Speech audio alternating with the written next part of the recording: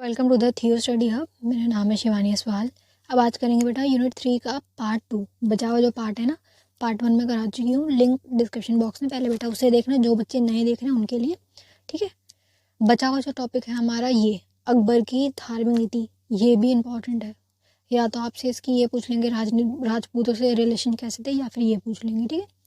बस एक ही टॉपिक है इसमें, ठीक है। तो ये छोटा सा ही पार्ट है, इसको करते हुए चलेंगे।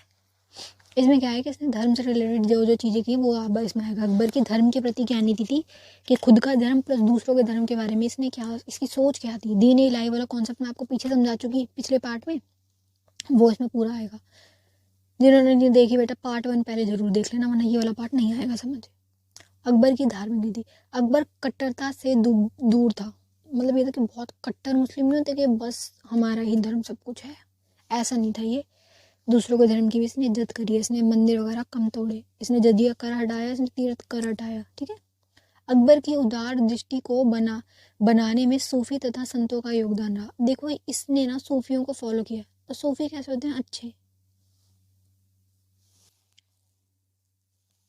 जो पूजा करते हैं वो बहुत शांत स्वभाव वाले होते हैं, वो कवालियाँ गाते हैं, भगवान की पूजा में लगे रहते हैं। तो क्या है, ये सब चीज़ों से इंसान ना नम्र हो जाता है, एक तरीके से सॉफ्ट हो जाता है। उसके अंदर का जो वो गुस्सा होता है ना, वो खत्म हो जाता है। तो ये इसके ऊपर सूफियों का, संतों का काफ़ी प्रभाव था। भगवान को मानने वाला इंसान था ये, ठीक है। सूफी तथा संतों से उसका मेल मिलाप उसकी उदारता को बल प्रदान करता था। अब देखो सूफी संतों में रहेगा, भगवान की चीज़ों में रहेगा, तो इंसान शांत हो जाएगा। और उसका व्यवहार कैसे होगा? उदारता, कि दूसरों के साथ इतना भी बुरा मत करो कि जब वो चीज़ तुम पे आ जाए तुम सह ना सको, ठीक है। क्योंकि कर्मा देखो सबका है, घूम के वो चीज़ आएगी। तुम आज इनके साथ इतना बुरा करो, तुम्हारे साथ भी होगा, है ना। कर्मा तो सब जगह है।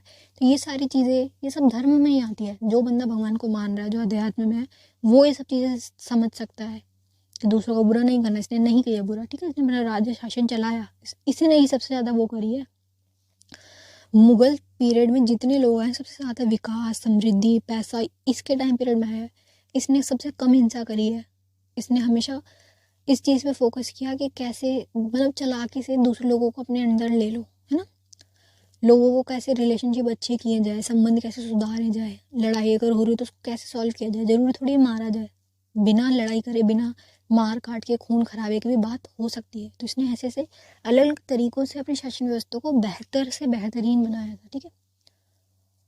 उसके कचवा घरने के वैवाहिक संबंध ने भी उसकी निजी जीवन में सद्भावना का के माहौल को बढ़ाने में मदद की। अब ये निजी जीवन जो पर्सनल वाइफ जो दवाई वाला टॉपिक चल रहा है, इसको बताते ना कि प्यार में था। उसके साथ कितनी सारी मूवीज़ भी बनी है, सीरियल भी आया जो दवाई वाला, कि अकबर जोधा वाला, कि ये उसके प्रति बहुत प्रेम में चला गया था। अब इंसान अगर प्रेम में डूबा है, वो क्या ही लड़ाई करेगा, है ना।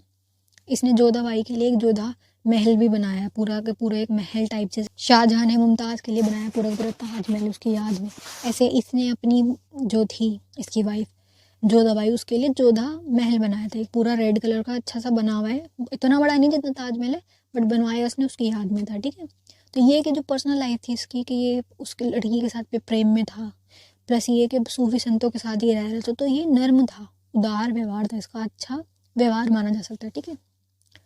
धर्म नीति के आधार, अब इसका धर्म की नीति के ऊपर क्या राय थी वो देखो।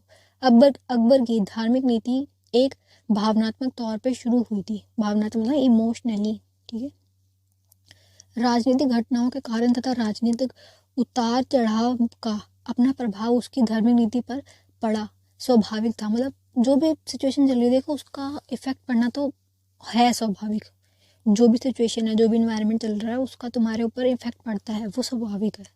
लेकिन कुल मिलाकर हम यह भी अच्छी तरह समझ लेना चाहिए कि अकबर एक विचारशील पुरुष था। विचारशील मतलब अच्छा सोच समझने वाला बंदा होता है ना, वो था। चालाक ही बोल सकते हैं, क्योंकि उसने इतनी सारी नीतियाँ अगर चलाई और अपने राज्य को इतना आगे बढ़ाया, इतना विकास किया, तो ये एक विचारशील पुरुष था जो सोच समझ के काम करते हैं।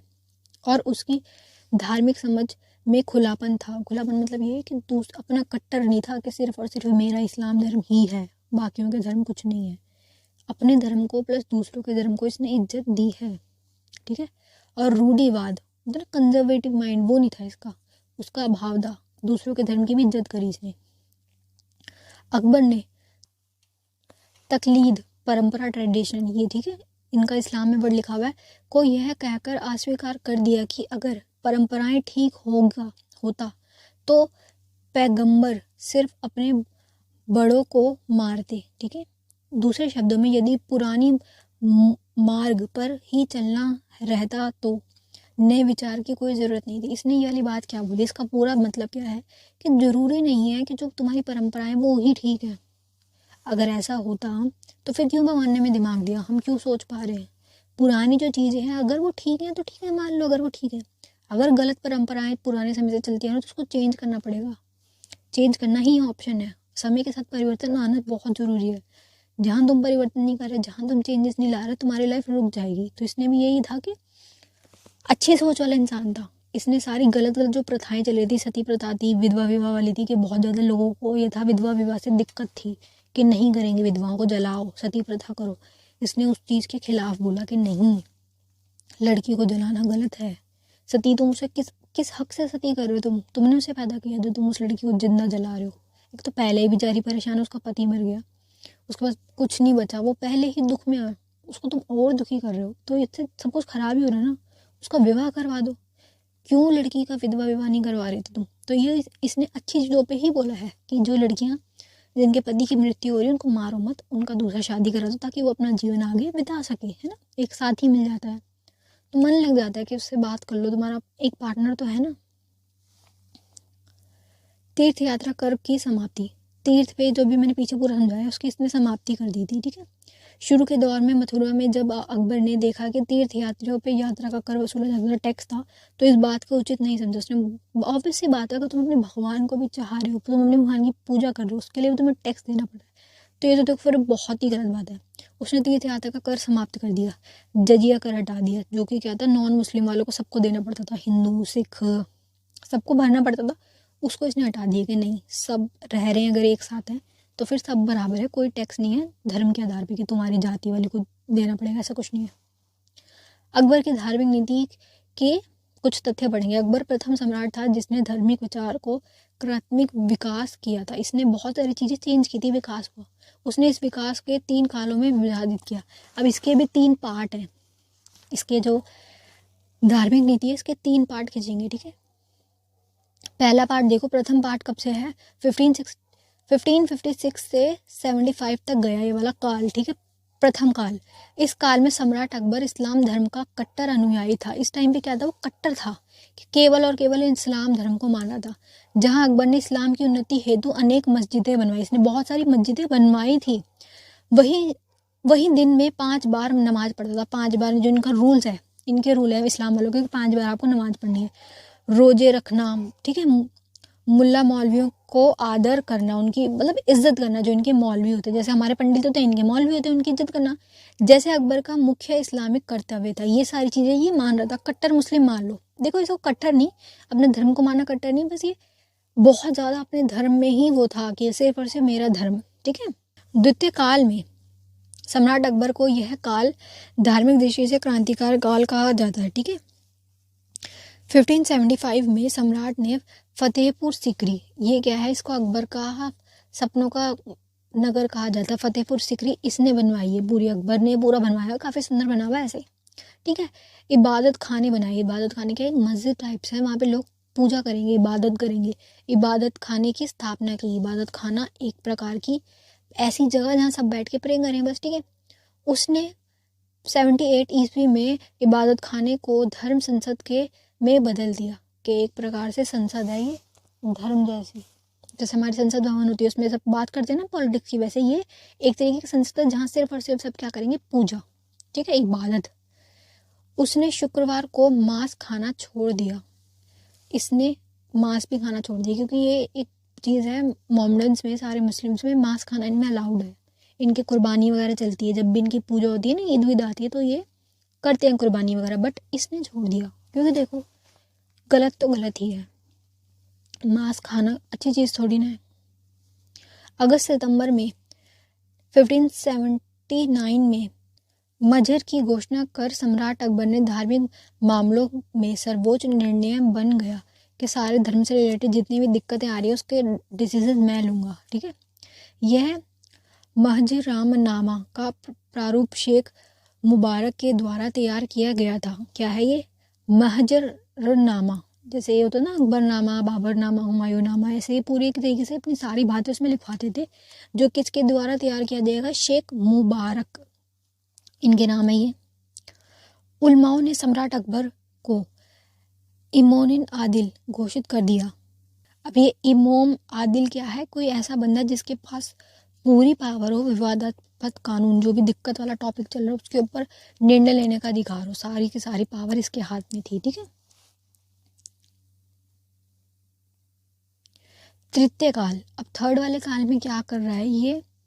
इस काल में सम्राट अकबर पूर्ण स्वरूप दीन इलाही हो गए। दीन इलाही वाला मैंने अभी आपको समझाया था, जिसमें क्या था कि एक धर्म होगा, एक धर्म को मानेंगे सब, सबके भगवान एक ही हैं, एक चीज़ की पूजा होगी, कोई किसी को गलत नहीं बोलेगा धर्म के आधार पे। ठीक है, के अनुसार होगा। इस्लाम धर्म में उसकी निष्ठा कम होती जा रही थी, है ना। अपने धर्म की जो कट्टरता है, जो गलत चीज़ें वगैरह हैं, उसके खिलाफ ही होता जा रहा था। हर रविवार की शाम वो इबादत खाने में विभिन्न धर्मों के लोगों को लोग जमा होकर धार्मिक समस्याओं पर वाद विवाद किया करते थे। अब जो इसने इबादत खाने वगैरह बनवाए हुए थे उसमें सब जा रहे थे, सिर्फ ये नहीं था कि मुस्लिम ही जा रहे, सारे धर्मों के लोग जाके अपनी प्रॉब्लम बता रहे थे कि भाई दिक्कत क्या है, क्यों इतनी लड़ाई हो रही है। ऐसे इबादत खाने के शुरुआती दिनों में शेख, पीर, उल्मा ही यहाँ धार्मिक वार्ताओं हेतु उपस्थित होते थे। पहले क्या थे, सारे मुस्लिम लोग ही जा रहे थे, लेकिन परंतु कालांतरण के अन्य सभी धर्मों के लोगों में, जैसे ईसाई हो गए, जरथुस्त्रवादी हो गए, हिंदू हो गए, जैन हो गए, बौद्ध हो गए, फारसी हो गए, सूफी हो गए, मतलब सब आ गए ऑलरेडी। आदि मतलब सारे ही आने अपने अपने धर्मों के पत्र को प्रस्तुत करने के लिए बुलाया गया। इबादत खानों में बुलाया गया इनको। इबादत खानों में होने वाली धार्मिक वाद विवाद के अबुल फजल में सबसे महत्वपूर्ण भूमिका निभाई है। अबुल फजल ने इसमें महत्वपूर्ण भूमिका निभा दी। ठीक है, मतलब एक तरीके से इसने एक मंच दे दिया, एक इबादत खाने वाला मंच दे दिया कि आप यहाँ पे सब आएंगे और अपनी बात रखेंगे कि क्या दिक्कत का टॉपिक चल रहा है। ठीक है, चलिए, best of luck for your exam. यार पार्ट सिर्फ इतना ही था, पूरा का पूरा चैप्टर मैं करा चुकी हूँ। अभी भी किसी को कुछ ना आ रहा हो तो आप मुझसे पूछ सकते हैं।